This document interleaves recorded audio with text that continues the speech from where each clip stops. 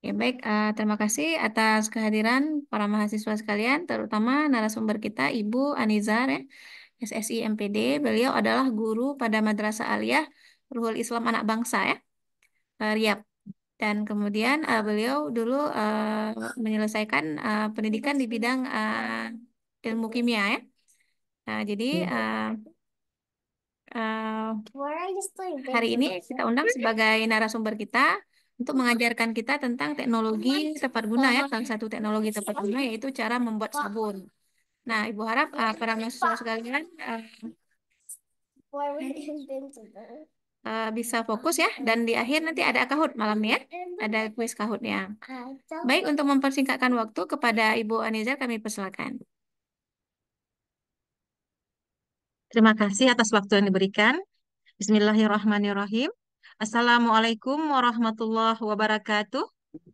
Waalaikumsalam warahmatullahi Waalaikumsalam wabarakatuh. warahmatullahi. Alhamdulillahirrabbilalamin. Wassalatu ala sayyidina al mursalin wa ala alihi wa sahbihi ajmain. Nah, sebelum kita mulai, boleh nggak dibuka kameranya bagi yang tidak berhalangan?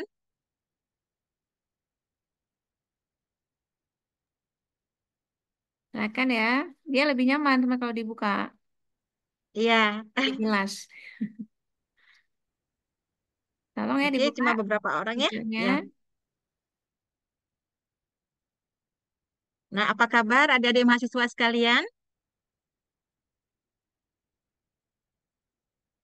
Halo,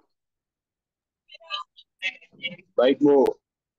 Alhamdulillah. Semoga kita semua berada dalam keadaan sehat walafiat dan dapat mengikuti kegiatan ini dengan baik. Nah, pada malam hari ini kita akan membahas dan berdiskusi bersama ya tentang proses pembuatan sabun. Nah, kita kali ini akan membuat sabunnya dari minyak pliu. Nah, yang membuka kamera, boleh nggak dikasih jempolnya, dia jempolnya? Ada yang bisa buka kamera nggak ya?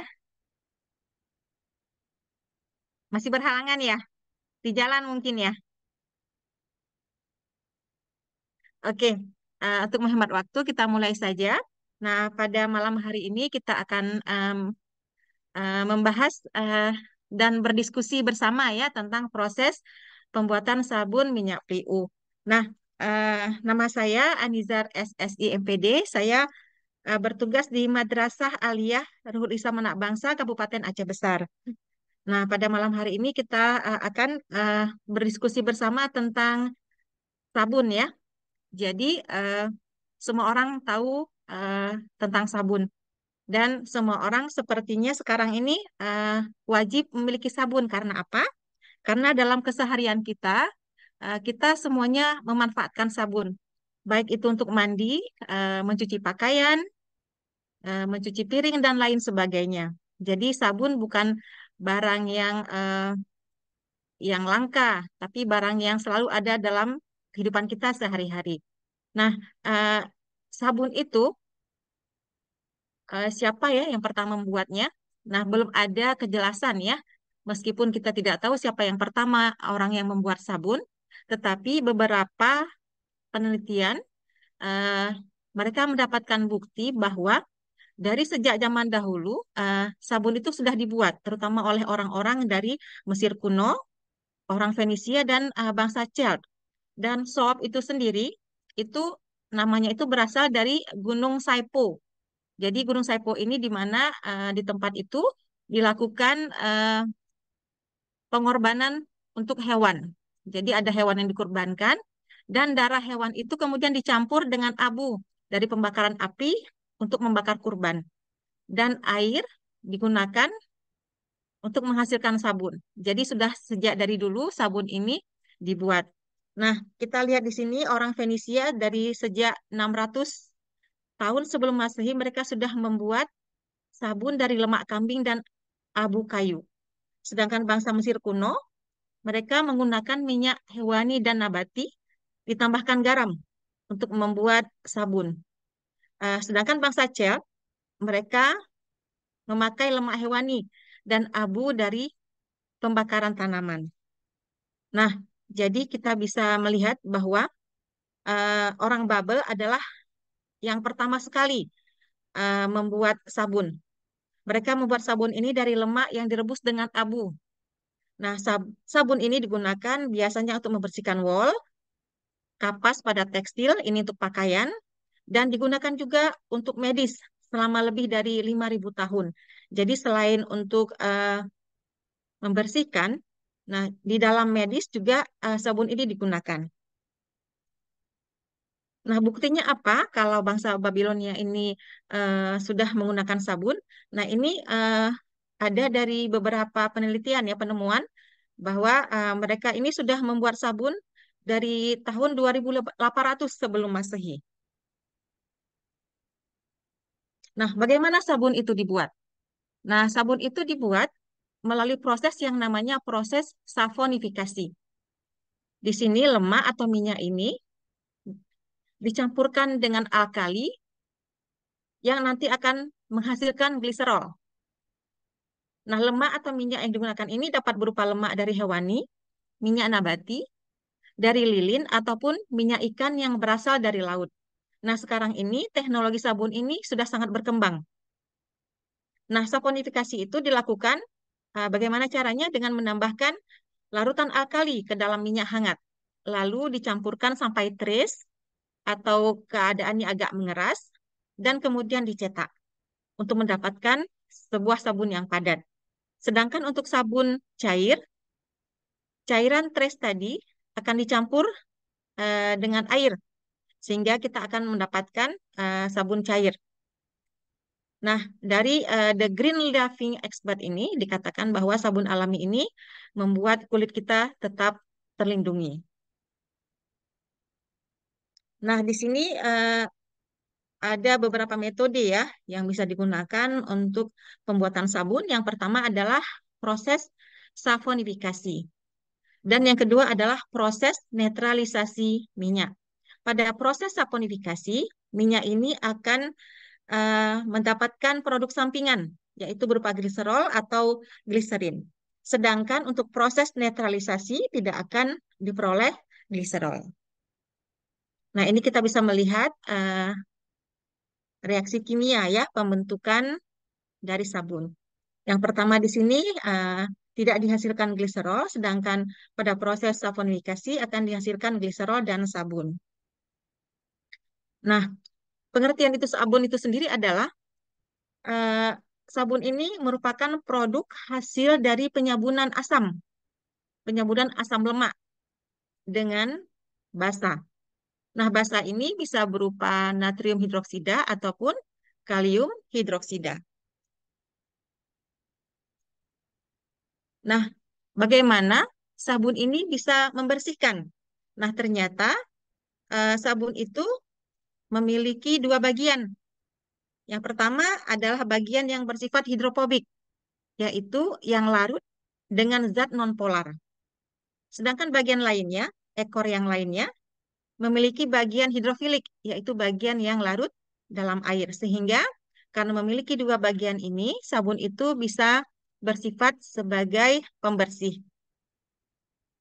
Bagian yang lain akan melarutkan lemak, sedangkan bagian yang satu lagi akan larut dalam air. Sehingga lemak-lemak yang ada pada badan kita sewaktu kita mandi itu akan bisa eh, hilang. Badan kita akan menjadi bersih. Nah, apakah minyak atau lemak yang kita pakai itu berpengaruh terhadap sabun yang dihasilkan? Ternyata, jika kita menggunakan asam lemak atau minyak dengan rantai panjang C16 sampai C18, maka kita akan menghasilkan sabun dengan sifat yang keras. Sedangkan untuk minyak atau lemak yang memiliki rantai yang lebih pendek, di sini C12 sampai C14, maka akan menghasilkan sabun dengan sifat yang lunak. Jadi Jadi pemilihan pemilihan minyak minyak dan dan lemak akan mempengaruhi produk sabun yang dihasilkan. apanya apa tuh? Nah, di sini kita bisa melihat reaksinya. Nah, asam lemak atau minyak Semuanya. ini kita campurkan dengan NaOH akan dihasilkan gliserol dan sabun. Awas lucu. Nah, sabun Oh, terbentuk dari Bapak, reaksi antara asam lemak dengan rantai karbon antara 8 sampai 20 atom C dengan dengan NaOH atau disebut juga dengan caustic soda. Nah, di sini eh, lemak atau minyak yang memiliki atom C 8 sampai 20. Kemudian hasil reaksi sampingannya adalah gliserol. Dan perbedaan panjang rantai karbon asam lemak akan mempengaruhi sifat sabun. Nah, kini bisa kita lihat ada hasil reaksi sampingannya, yaitu gliserol. Apakah reaksi samping ini bermanfaat ataukah tidak bagi kita pengguna sabun? Ternyata hasil reaksi sampingannya ini, yang kita sebut dengan gliserol atau gliserin ini, sangat bermanfaat bagi kulit kita kalau kita membuat sabun mandi. Karena apa? Karena gliserin ini berperan sebagai humektan atau sebagai pelembab. Nah, eh, kalau kita membeli sabun komersil yang dibuat oleh pabrik, kebanyakan gliserinnya itu atau gliserolnya sudah mereka ambil. Karena apa? Gliserol ini adalah bahan baku untuk pembuatan kosmetik yang lain yang harganya bisa lebih mahal. Misalnya untuk lotion, baik itu hand body, kemudian untuk alas bedak, ya. Jadi gliserol ini sangat bermanfaat dalam bidang kosmetik. Jadi sabun-sabun komersil yang biasanya dijual itu gliserolnya itu sudah diambil oleh mereka, sehingga kulit kita menjadi lebih kering kalau kita memakai sabun yang berasal dari pabrik tersebut. Jadi sebaiknya kita membuat sabun sendiri. Formulasi sabun. Nah, sabun ini bisa kita buat sesuai dengan yang kita inginkan. Maksudnya apa? Jika kita menginginkan produk sabun yang memiliki sifat antioksidan, maka dalam proses pembuatan sabunnya kita akan tambahkan antioksidan. Dan jika ingin misalnya kita membuat sabun yang berfungsi sebagai eh, anti gatal, nah kita bisa menambahkan eh, zat kimia yang bersifat anti gatal dalam sabun kita, dalam pembuatan sabun kita. Termasuk juga antimikroba, kita bisa menambahkan zat antimikroba sewaktu kita membuat sabun. Nah, penambahan gliserol atau gliserin apakah diperlukan? Nah, untuk produk-produk sabun yang kita harapkan memiliki sifat pelembab yang sangat baik, kita perlu menambahkan gliserin atau gliserol ini. Sehingga sabun yang dihasilkan itu memang bersifat sangat melembabkan kulit dan membuat kulit tidak kering. Dan ini bisa digunakan untuk orang-orang yang kulitnya bersifat kulit kering. Jadi, dengan membuat sabun sendiri, kita bisa menyetel produk sabun yang akan kita hasilkan.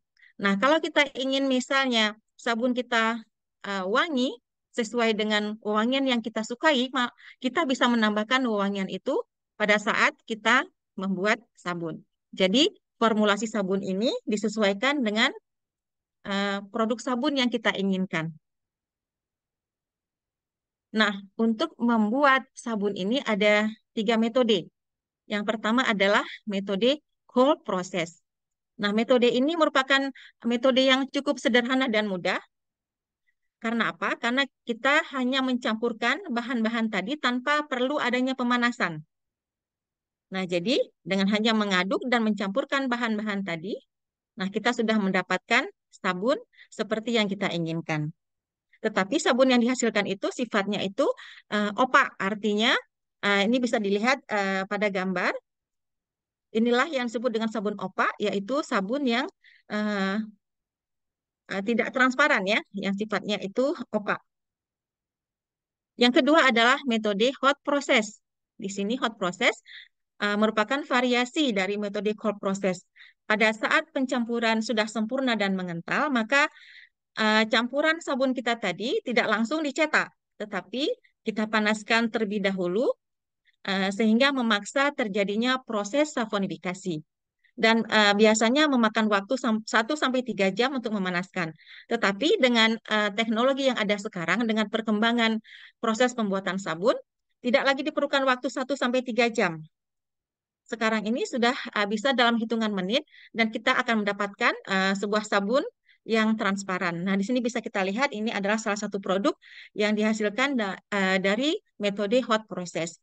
Nah, apa kelebihan dari metode hot process ini? Nah, dengan metode hot process ini, sabun ini bisa kita gunakan 1 atau 2 minggu kemudian. Kenapa? Karena proses saponifikasinya sudah kita paksa sehingga tidak ada lagi sisa-sisa dari soda causticnya. Nah, sedangkan untuk metode cold process, sabun yang kita produksi itu, yang kita buat itu, baru bisa digunakan pada minggu keempat. Jadi harus didiamkan dulu, namanya fase curing, sampai 4 minggu. Baru kita bisa menggunakan sabun tersebut. Yang ketiga adalah metode melt and pour. Nah, metode ini adalah metode yang paling mudah karena apa? Karena kita menggunakan uh, soap base-nya. Jadi sudah ada soap base-nya, kita hanya tinggal melelehkan, kemudian bisa kita campurkan dengan bahan-bahan tambahan seperti pewangi, pewarna, dan lain-lainnya, seperti yang kita inginkan. Kemudian itu dimasukkan ke dalam cetakan. Jadi ini soap base-nya bisa kita beli, kemudian kita campurkan dengan bahan-bahan yang akan kita tambahkan ke dalam sabun. Dan ini ada beberapa istilah yang sering digunakan dalam pembuatan sabun mandi.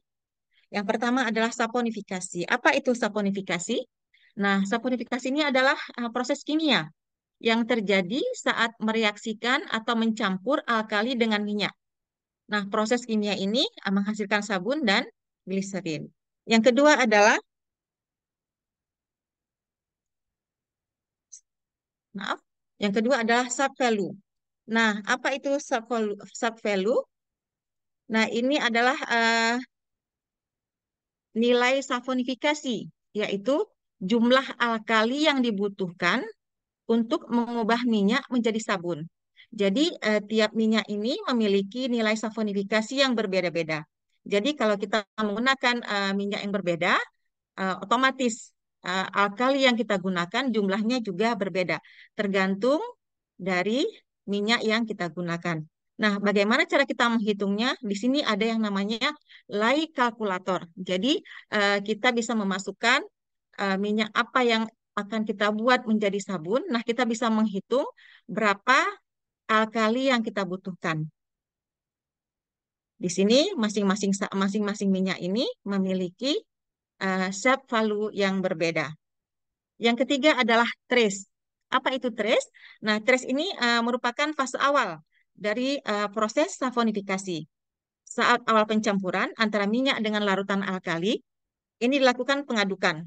Pengadukan yang terus-menerus ini akan membuat campuran yang awalnya cair akan terpisah menjadi semakin mengental dan tercampur dengan sempurna.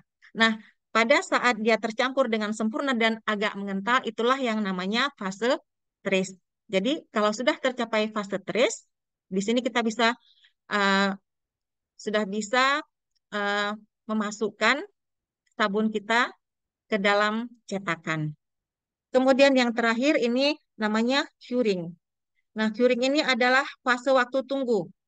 Jadi setelah sabun kita menjadi padat dan sudah kita masukkan ke dalam cetakan, nah itu butuh waktu 2 sampai 4 minggu baru bisa sabun yang kita buat itu digunakan. Untuk cold process diperlukan waktu selama 4 minggu. Nah, untuk yang hot process diperlukan waktu yang lebih singkat, 1 sampai 2 minggu. Nah, kenapa sabun ini yang baru dibuat ini harus ada fase kuringnya? Karena apa? Karena proses saponifikasi itu berjalan sangat lambat.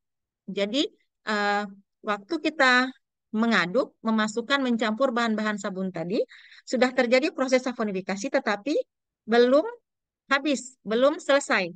Jadi, masih ada alkali-alkali yang belum bercampur. Sehingga kalau kita langsung gunakan sabunnya, maka akan terjadi gatal-gatal misalnya pada kulit kita. Jadi kita harus tunggu dulu, harus kita ada fase curing dulu, baru setelah itu sabun bisa kita gunakan atau manfaatkan. Nah, untuk mengetahui apakah fase kuringnya sudah selesai, itu bisa kita lakukan dengan tes pH.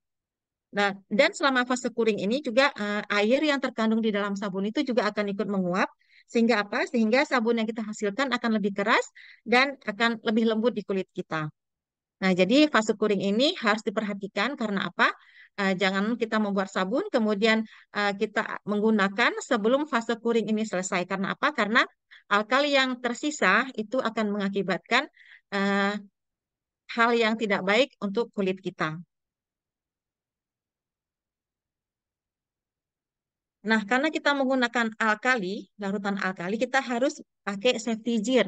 Artinya apa? Kita harus pakai pelindung, terutama pelindung mata, kemudian sarung tangan, dan kalau kita eh, di lab, kita bisa menggunakan jas laboratorium. Kenapa? Karena untuk menghindari kena percikan waktu kita membuat larutan alkali. Nah, kita sekarang akan membuat sebuah produk ya, yaitu sabun transparan dari minyak PLIU. Di sini apa-apa saja bahan yang akan kita pakai. Nah, bahan yang kita pakai itu adalah asam stearat atau stearin, kemudian minyak PLIU itu sendiri, ada di sini NaOH atau KOH, kemudian kita juga menggunakan alkohol dan juga gliserin. Nah, ini adalah gambar proses pembuatan sabun PLIU dengan hot proses. Jadi, setelah kita menimbang bahan-bahan yang kita perlukan, kita mencampur, akan kita peroleh seperti yang paling kiri ini ya, gambar yang paling kiri, yaitu pencampuran antara di sini minyak PU-nya dengan stearin. Nah, kemudian kita membuat larutan alkali dalam tempat yang terpisah. Kita campurkan sehingga terjadilah larutan yang seperti ini. Ada seperti creamy ya, agak putih-putih. Dan kemudian kita lakukan pemanasan. Sewaktu dipanaskan, nah suhunya harus kita perhatikan jangan terlampau tinggi. Kemudian perlahan-lahan kita lakukan pemanasan sehingga nanti semua larutan ini akan berubah menjadi bening. Dan alkohol juga diperlukan di sini untuk penambahan agar terjadi proses transparansi ya. Setelah semuanya menjadi eh, bening ya. Nah, kemudian kita bisa mencetak sehingga sabun eh, ini ini adalah cetakan. Nah, cetakannya itu tergantung sesuai dengan selera kita. Kita bisa mencetak sesuai dengan keinginan kita. Nah, inilah sabun yang kita peroleh. Kemudian sabun ini harus kita diamkan dulu selama 24 jam. Setelah mengeras keesokan harinya baru kita bisa mengeluarkan dari cetakan dan tidak bisa langsung dipakai, tapi ada fase kuringnya terlebih dahulu. Jadi kita harus tunggu 1 atau 2 minggu, baru kemudian sabun ini bisa kita gunakan. Nah, ini ada beberapa resep untuk membuat sabun. Nah, resep ini sangat banyak variasinya, jadi kita hanya tinggal memilih yang mana yang sesuai dengan sabun yang ingin kita buat dan bahan-bahan yang ada pada kita. Terutama adalah eh, minyak yang kita pilih untuk membuat sabun tadi. Jadi pemilihan minyak itu tergantung dari bahan yang tersedia dan jumlah alkalinya tergantung dari minyak yang kita pakai. Jadi kita harus hitung jika kita menggunakan minyak kelapa atau minyak sawit itu pasti alkali yang kita gunakan itu jumlahnya berbeda. Nah, jadi di sini banyak sekali resep yang bisa kita pakai untuk membuat sabun. Nah, kita pilih sesuai dengan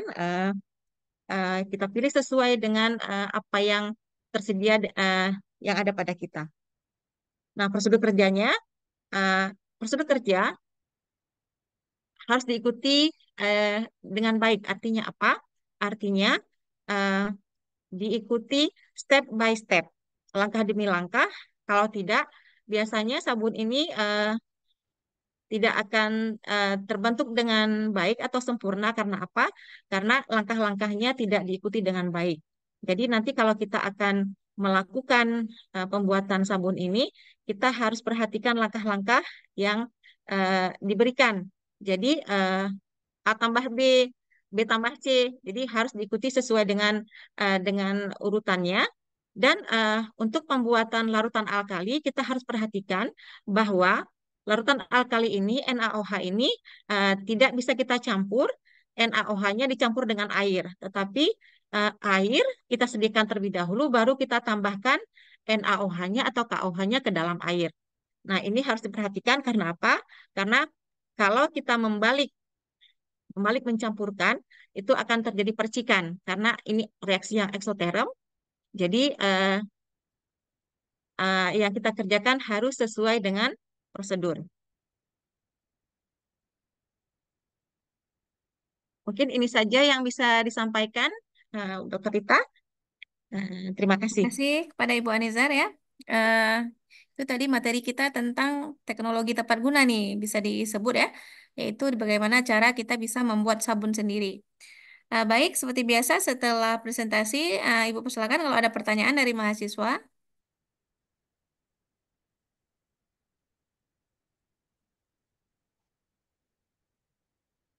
Ada yang mungkin nggak kedengaran tadi atau masih bingung ya? Silakan.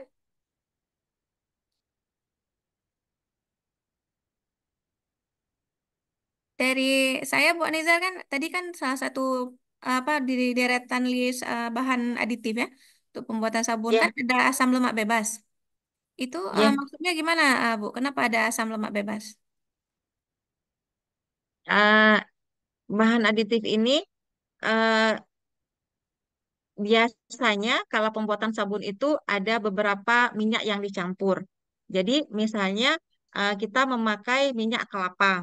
Nah, nanti ada asam lemak bebas yang ditambahkan ini misalnya mereka menambahkan minyak avocado, minyak Hmm. baobab.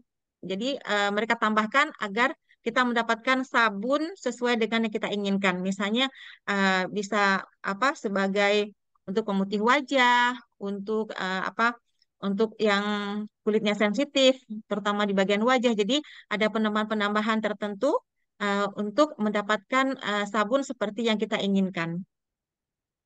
Berarti maksudnya asam lemak bebas dari bahan tertentu, bahan lain ya. Ya, dari Karena kan minyak juga, dari kemarin yang SNI kan ada mensyaratkan misalnya asam lemak bebasnya nggak boleh lebih dari sekian persen. Eh, ya, Kami pikir itulah tadi teringat asam lemak bebas tuh yang harus dihilangkan dari sabun. Tapi kan ternyata dia malah bisa menjadi bahan aditif ya, eh, ya, untuk ada mendapatkan beberapa yang fungsi tertentu ya, ya dari sabun ya. ya, Hmm. Atau mungkin kriteria SNI asam lemak bebas itu berbeda mungkin maksud dia ya. Eh, eh, ada aturannya memang tidak boleh lebih dari apa misalnya 33% dari jadi hmm, dari jumlah total minyak. Jadi memang ada aturan-aturannya agar kita mendapatkan sabun yang memang benar-benar bagus ya. kualitasnya. Ini sabun kita kemarin kan udah diuji asam lemak bebas, cuman hasilnya belum kita terima. Udah masuk lab sampelnya untuk uji asam lemak bebas sabun itu kan. Iya. Nah, nanti kita cek juga berapa dengan sabun yang kita buat kemarin itu berapa kandungan asam lemak bebasnya. Oke, dari mahasiswa gimana? Ada yang mau ditanyakan? Assalamualaikum Bu, Bu izin bertanya. Ya, silakan. Bu, itu kan sabunnya dari Pliu kan Bu. Apakah Iya. cocok untuk kulit sensitif Bu? Itu aja sih pertanyaannya Bu. Oh, langsung ke ini ya, ke aplikasi ya. Oke. Eh, untuk minyak kelapa sebenarnya apalagi kalau yang VCO ya itu sangat baik kalau untuk kulit kita karena lengkap kandungan-kandungan yang dibutuhkan untuk kulit kita itu terdapat semua dalam minyak kelapa. Cuma ini karena Pliu ya. eh, Kalau misalnya minyak yang sudah kena pemanasan itu biasanya ada eh, beberapa yang rusak ya, ada kandungannya ada yang rusak. Nah, untuk minyak Pliu, mungkin untuk yang kulit sensitif perlu penelitian lebih lanjut ya. Tapi kalau untuk VCO itu biasanya sangat bagus ya untuk Pliu karena Pliu kan ada pemanasan ya, Dokter Dita ya Nggak ada pemanasan. dalam Ada sih yang fermentasi kan nggak terlalu tinggi suhunya. Kemudian di pengeringan PLIU juga nggak terlalu tinggi suhunya. Jadi bisa kita jadi. bilang proses dengan suhu rendah PLIU Nah, ini. kalau misalnya suhunya tidak terlampau tinggi, artinya banyak kandungan-kandungannya yang masih Masih terjaga, bagus ya? yang Masih bagus. masih ada. Sehingga kalau kita membuat menjadi sabun, biasanya juga masih ada kandungan-kandungan itu yang Ya. bernilai baik untuk kulit kita. Tapi kalau sudah dengan pemanasan yang tinggi, itu biasanya ada beberapa yang hilang sehingga juga eh, apa manfaatnya untuk kulit juga sudah tidak ada. Jadi kalau untuk yang minyak kelapa, yang VCO itu yang eh, biasanya itu Suhu rendah paling juga ya? bagus segala Ah, kulit bagus, ya, bagus. segala jenis kulit. Ya, jadi ada hipotesis dari Ibu, karena ini dari PLIU yang diproses dengan suhu rendah, minyak kita juga sangat berkhasiat masih. Secara tradisional, masyarakat juga menginformasikan kalau minyak PLI ini punya fungsi kesehatan ya. Jadi minyak rambut dia bisa menghitamkan rambut, menghilangkan sakit-sakit kulit, gatal-gatal kan. Jadi ada fungsi kesehatannya. Nah, kita lihatlah nanti di sabun. Dan untuk pastinya yang Yusi tanya tadi kan kita perlu nguji Bu Anizar ya. Misalnya tadi Iya, maka perlu nanti melakukan penelitian setelah kita hasilkan sabun dulu. Nah, maka kita lanjutkan dengan uji uji efektivitas sabun itu. Termasuk salah satunya mungkin kita perlu uji di kulit-kulit yang berbeda seperti itu. Nah, inilah yang menarik kemarin Ibu undang beberapa orang yang mau riset. Udah silakan bergabung nih. Bisa jadi riset kalian ke depan.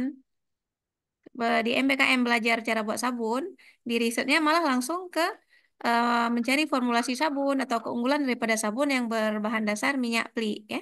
Jadi bukan PLIU ya. Bedakan antara PLIU dengan minyak pli. Makanya kita nanti ada PR semua cari nama apa untuk sabun kita. Jangan kita pakai sabun pli ya Bu ya.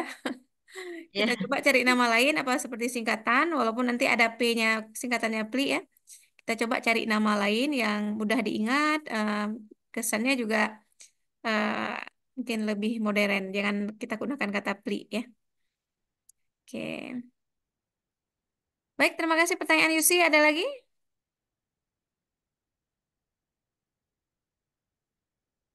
Kalau nggak ada lagi, Ibu yang tanya ke dengan kuis Kahootnya ya. Kita tes. Silakan dulu kalau ada dari mahasiswa.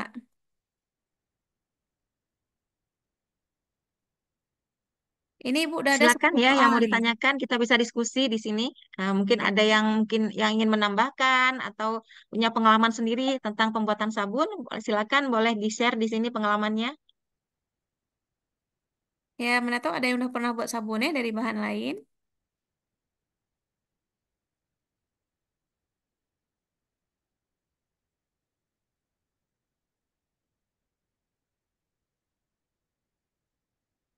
Bu Anizar, itu kan tadi kalau kita pakai proses saponifikasi kan ada hasil sampingannya berupa gliserol. Iya, Uh, Kemudian di formula sabun kita gliserol malah kita tambahin kan? Kita iya, jadi bahan bakunya. Itu iya. berarti kita ada proses saponifikasi di dalam proses pembuatan sabun yang udah Ada. kita coba. Ada. Nah, di sini di apa formulasi ini kan bahan aditif ini ada juga penambahan gliserol. Jadi tadi gliserol yang sudah dihasilkan yang memang asli itu produk samping dari saponifikasi, kita tambahkan lagi gliserinnya. Jadi pelembabnya itu double gitu. Jadi Oh, pelembab oke. jadi sabun yang kita hasilkan itu punya apa pemektan yang tinggi. Jadi daya apa pelembabnya itu bagus. Jadi tidak apa mengeringkan kulit. Iya, iya, iya. Saya terpikir bagaimana kita buat apa namanya usaha pengolahan limbah minyak jelantah ya. Mungkin Mm-mm. bisa menghasilkan gliseril juga gliserol atau langsung Iya, sabunnya ya. iya. Sehingga nggak ada minyak yang terbuang ke apa namanya ke Sungai. saluran air atau ke sungai Iya, yang merusak lingkungan. Oke. Ini menarik ya. Mudah-mudahan dari mahasiswa bisa timbul idenya ya. ide kreatifnya apa, misalnya coba perhatikan di lingkungan bagaimana cara orang-orang membuang sampah ya. Kemana dibawa minyak jelantah? Dari mungkin kalian bisa interview penjual gorengan ya. Kemana mereka bawa minyak itu banyak sekali ya. Seperti itu. Nah, ini mungkin bisa kita inisiasikan sebagai usaha apa namanya pelestarian lingkungan ya dengan mengelola limbah minyak tadi. Dan ternyata malah bisa Nah, jadi sabun. iya, Menarik. pernah kami lakukan ini Dokter Rita waktu apa ya? eh, ada di Nurul Islam itu kan dapurnya ini ya suka memakai minyak berulang-ulang sehingga minyaknya itu sudah hitam. Jadi sebelum dibuang, kami pernah pakai untuk pembuatan sabun, tapi khusus untuk yang sabun cuci tangan saja. Mhm. Itu sebelumnya minyak jelantahnya itu kami rendam dengan ampas tebu. Ya. Jadi pergi ke tukang apa itu tebu itu, jadi minta ampasnya. Jadi minyak jelantahnya direndam dengan ampas sekitar 1 minggu. Nah, jadi minyak jelantahnya nanti akan lebih jernih. Oh, untuk penjernihannya ya. Nah, jadi eh, Berarti setelah kalau tadi sabun dijernihkan cuci tangan, sabun cuci baju pun bisa ya, kayak sabun sampan tuh ya. bisa ya. Cuma kalau untuk muka mungkin karena tadi apa minyak Ya, jelantah tadi kan ya, banyak mengandung ini ya, karena sudah banyak kali dilakukan penggorengan. Jadi untuk muka untuk apa agak harus ada penelitian lebih lanjut apakah ya itu aman atau sensitif ya. tidak. Tapi kalau untuk cuci tangan, untuk apa mungkin baju mungkin itu masih bisa digunakan ya daripada jadi limbah gitu. Iya, itu. Atau ada juga orang pernah mengelola minyak jelantah ini jadi apa namanya eh, apa istilahnya biodiesel ya, biodiesel ada juga yang Mm-mm. mengelolanya. Oke baik mungkin Ibu harap materi yang diberikan cukup jelas ya dari Ibu Anizar. Eh, dan kita akan buat termin berikutnya itu praktikumnya membuat ya, praktek membuat sabun. Nanti kita cek waktu kalian yang kosong, juga waktu kapan Bu Anizar sempat. Kita akan coba buat satu kali di lab Ibu aja di rumah Ibu. Setelah itu eh, ya kita lihat lagi dan kita akan ada pelatihan dengan UMKM. Jadi ada 2 kali. Oke ya. Coba ini Ibu buka dulu wis Kahootnya ya. Kalian langsung buka Kahoot dulu di eh, Kakak izin Rita share screen Rita ya sekarang ya. Oke, oke, silakan. Ya mahasiswanya coba dibuka Kahoot.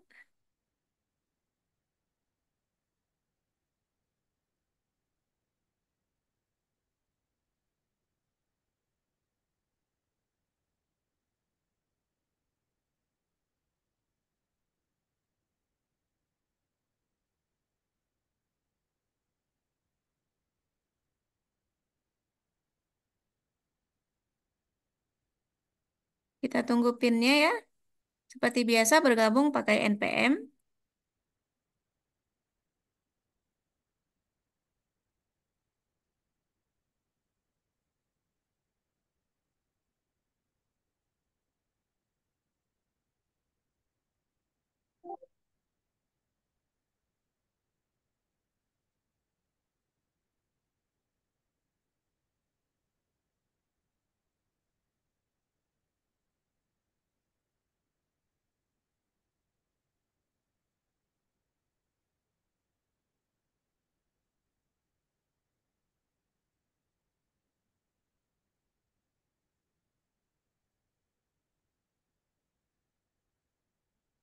Oke, silakan di pin 342300 ya. 342300.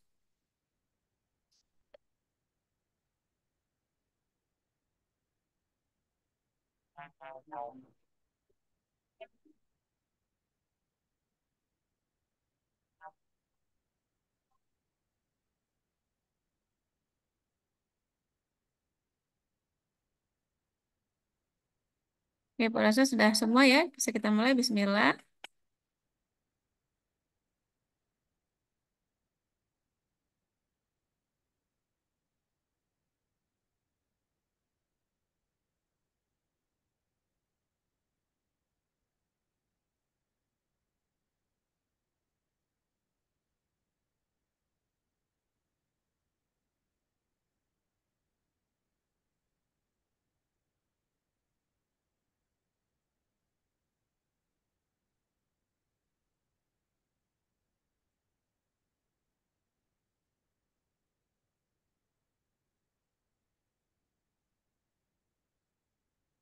Ya, masih banyak yang salah ya. Bangsa-bangsa yang telah lama mengenal teknologi sabun tadi sudah dijelaskan sama Ibu Anizar, kecuali. Jadi jangan terjebak kalau ada pertanyaan kecuali ya. Kecuali yang tidak disebut tadi yaitu bangsa Tunisia. Pertanyaan kedua,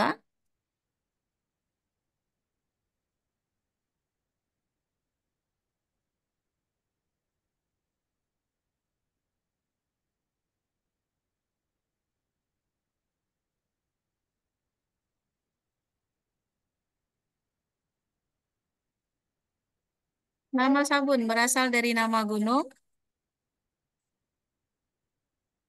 Good ya. Ini lebih banyak yang teringat ya. Gunung Saipo tadi ya, kata Ibu Anizar.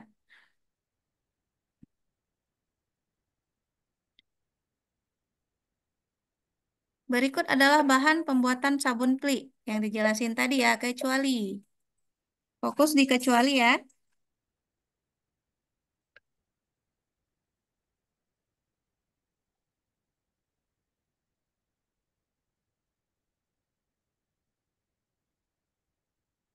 Wah, masih banyak yang ini ya, yang miss ya. Tapi lebih banyak yang betul. Asam sitrat ya enggak ya? Kita menggunakan yang stearat. Bahan-bahan lain tadi ada gliserin ya. Ada juga minyak peliknya ya, atau lemaknya.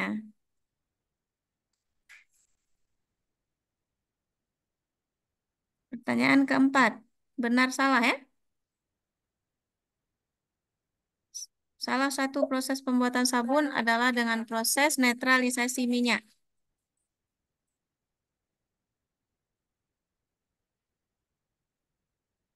Good ya. Satu orang nih masih salah. Tadi ada dua kan? Ada saponifikasi dan dengan netralisasi minyak.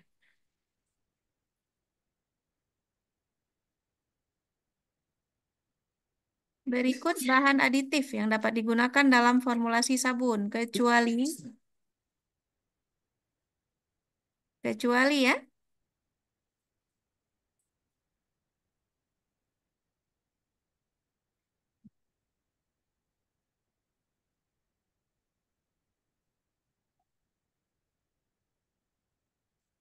Good ya. Lebih banyak yang betul itu Ibu nggak ada sebutkan tadi pengawet ya. Antioksidan, gliserol atau gliserin tadi asam lemak bebas ya. Pewarna, pewangi bisa ditambahkan. Benar salah. Sabun transparan dibuat dengan metode hot process. Benar atau salah?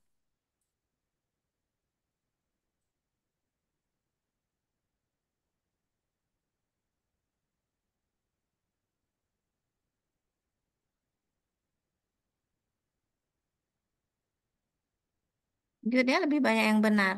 Yang salah diingat ya.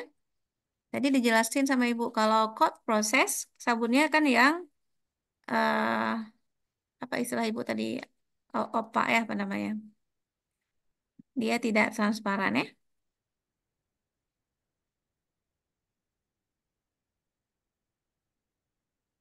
Kenapa sabun dapat membersihkan?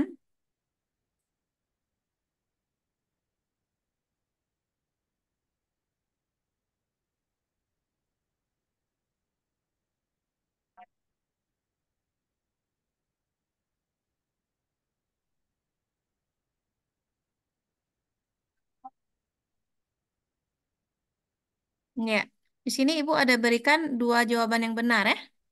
Jadi karena ada bagian hidrofilik dan hidrofobik. Karena dua-duanya yang salah itu adalah kalau jawabannya karena berbusa dan karena wangi ya. Ada dua soal lagi. Proses pembuatan sabun secara saponifikasi tidak akan menghasilkan gliserol.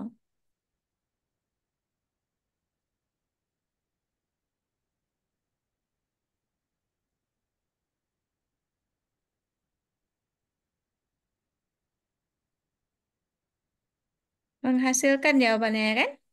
Nanti kalau dibilang tidak menghasilkan, salah. Ya.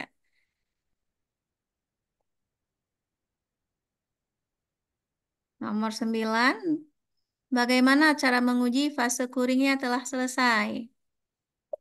Tadi ada 4 istilah ya dari Ibu, eh? Ada kuring, ada trace.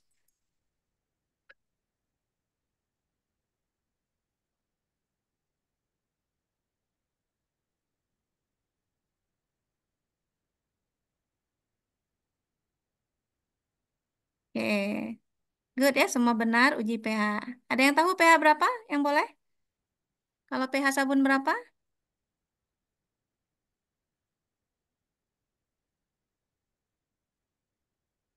Soal terakhir.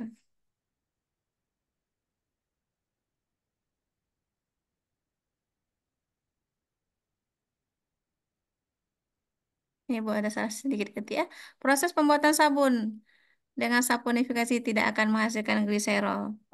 Ada soal yang double rupanya, sorry ya. Ini harus benar semua ya. Soal ini double rupanya. Kita lihat apa masih ada. Oh, masih ada juga. Kok masih ada juga yang salah. Soal ini udah kedua kali. Good. Kita lihat siapa hari ini yang ranking satunya.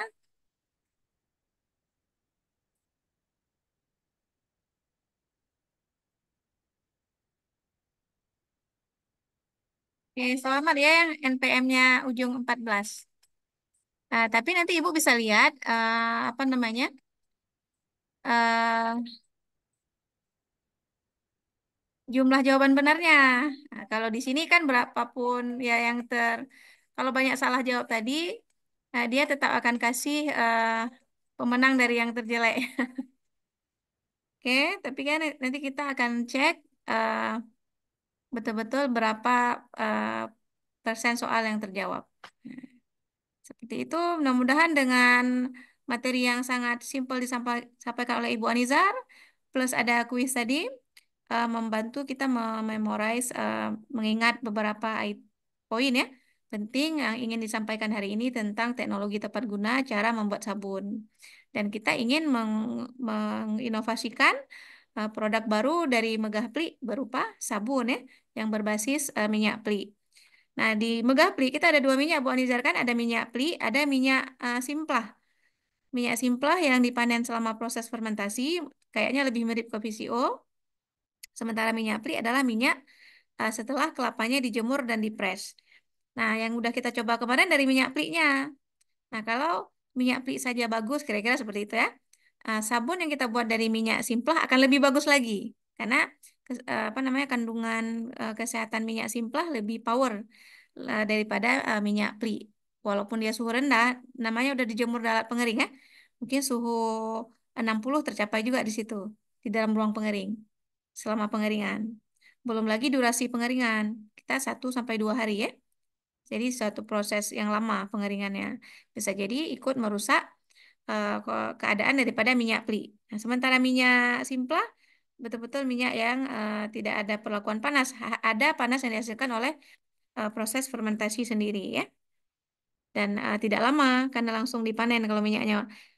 Dia dibuat mon malam kan atau pagi.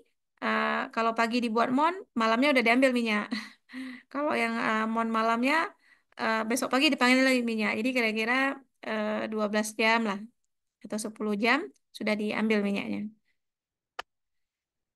Baik, kalau masih ada pertanyaan dari mahasiswa, boleh kami terima? Nggak ada ya? Mungkin ada pesan terakhir dari Ibu Anizar. Kalau Eh, kalau mungkin mahasiswa, eh, kalau siswa gimana Bu? Banyak nggak pertanyaan kalau disuruh bertanya? mungkin ini ya karena penasaran, mungkin nanyanya ke bagaimana untuk apa biar jerawatnya hilang, mungkin ya Oh, gitu-gitu kalau anak SMA. iya Karena ya. memang hormonnya masih ini. Yang ingin saya sampaikan, Bu Dokter Rita, mungkin nanti waktu kita eksperimen, sewaktu kita melarutkan alkali tadi, membuat larutan alkali, itu mungkin yang harus diperhatikan karena apa? Jangan sampai terjadi karena alkali ini kan sifatnya kan korosif ya, sifatnya membakar kalau terkena kulit. akan terasa panas. Jadi kalau Hmm. bisa diperhatikan cara mencampur larutan alkali sehingga kita tidak terjadi hal-hal yang kita tidak inginkan. Mungkin itu saja. Dan kita nanti harus lengkap dengan baju praktikum, sarung tangan ya. Eh, Ya, Kalau baju praktikum mereka ada sendiri, tapi seperti sarung tangan nanti kita sediakan aja di lab tuh ya, praktikumnya. Masker ya, mungkin kita pakai masker ya. praktikum dan yang laki-laki pun nanti pakai penutup kepala. Kalau yang perempuan kan udah ada jilbab. Yang laki-laki nanti kita ini kan penutup kepala. Oke, baik. Terima kasih sekali lagi kami ucapkan kepada Ibu Aniza yang sudah bersedia memberikan materi. Dan memang saya Sama-sama. selalu wanti-wanti mahasiswa ya, supaya lebih partisipatif dalam setiap kelas yang diberikan. Itu dibuktikan dengan banyak bertanya, ya, menimbulkan pertanyaan. Sementara kalau waktu diundang pertanyaan nggak ada pertanyaan, itu menunjukkan bahwa mahasiswa tidak ada persiapan atau bahkan tidak tertarik dengan ilmu yang diberikan. Dan itu sangat mudah sebenarnya karena sebelum materi kan kita sudah berikan kurikulum. Nah, oh malam besok ini materinya. Jadi kita kan harusnya sudah prepare, sudah mempersiapkan diri, baca-baca dulu sebelumnya. Nah, itulah sebenarnya salah satu cara kalau kita mau aktif di dalam pembelajaran. Dan berdasarkan pengalaman saya ya, sebenarnya dengan aktifnya kita di dalam perkuliahan, baik online maupun offline ya, itulah yang membuat ilmu lengket di kepala. Nah, jadi nggak perlu sebenarnya waktu menjelang ujian baca lagi buku belajar, nggak perlu. Yang diinginkan adalah bahwa ilmu yang ditransfer dari guru, dari dosen, itu lengket di kepala kita, bisa digunakan lah untuk kehidupan kita berikutnya. Jangan ilmunya itu hanya prepare untuk ujian. Setelah ujian lupa lagi. Nah, itu sebenarnya tidak bermakna proses pendidikan kalau anak-anak menjalankannya dengan konsep itu. Maka yang diperintahkan dalam agama kita, tuntutlah ilmu ya, bukan tuntutlah nilai. Nah, mahasiswa atau anak-anak sekarang terbawa kepada menuntut nilai. Jadi akhirnya belajar untuk ujian. Kalau nggak ada ujian nggak belajar. Atau tadi misalnya kalau ibu nggak buat kuis Kahoot, lebih banyak nggak perhatian ke materi. Tapi kalau karena ada dikasih tahu ada kuis lebih banyak memperhatikan. Nah itu sebenarnya masih rendah kali ya. Komitmen belajarnya itu masih menuntut nilai bukan menuntut ilmu pengetahuan. Ini dibalik ya, dibalik aja bahwa kita memang datang tuh untuk belajar menuntut ilmu. Ibu aja belajar loh dari Bu Anizar tadi kan, dengan materi dari Bu Anizar, Ibu udah ngerti. Dan besok di mata kuliah TTG udah berani juga Bu kasih kasih materi cara buat sabun ke mahasiswa. Nah, apa maksudnya maknanya di sini? Belajar itu bukan hanya dari pihak si murid ya, guru itu sendiri belajar untuk bisa memberikan materi. Nah, kita memang harus belajar-belajar terus. Nah, semakin rajin kita belajar, disitulah berkembang atau bertambah banyak ilmu pengetahuan yang kita miliki. Oke, nanti dirubah ya. Ibu selalu berharap ada perubahan besar dari metode kalian belajar. Ini Bu, kami ada korban MBKM juga, karena MBKM kadang-kadang salah dimanai ya. Nah, mereka ambil MBKM untuk berharap ada konversi 20 SKS. Jadi kan udah kayak jual beli SKS. Nah, ini juga lagi kita Nah, edukasi bahwa bukan itu maksud MBKM ya. Maksud MBKM semua sebenarnya ingin membuat mahasiswa tidak hanya tahu teoritis di kampus, lebih banyak tahu yang praktis. Karena dengan MBKM dibuka ada magang, ada ikut riset langsung dengan dosen, seperti yang sekarang ikut kegiatan pengabdian masyarakat dengan dosen kalau anak-anak di grup kita ya. Nah, itu sebenarnya kita ingin memberikan pengalaman-pengalaman praktis kepada mereka selain teoritis. Nah, pembekalan yang kita lakukan ini yang hari ini yang terakhir ya, yang ketujuh, bermaksud sebenarnya ada satu lagi kalau nggak salah Ibu ada satu lagi yang kedelapan. Eh, Maksudnya adalah untuk menambahkan teori sebelum kita praktek ke lapangan dengan masyarakat langsung ya. Oke, mungkin itu saja dari Ibu. Lebih dan kurang mohon maaf. Semoga ada manfaat. Jumpa lagi Kak Nizara. Makasih ya Kak. iya, ya sama-sama, Udah Tarita. ada di sini ya. Billahi taufiq wal hidayah. Assalamualaikum warahmatullahi wabarakatuh. Waalaikumsalam warahmatullahi Waalaikumsalam wabarakatuh. warahmatullahi wabarakatuh. Kakak ditahan ya.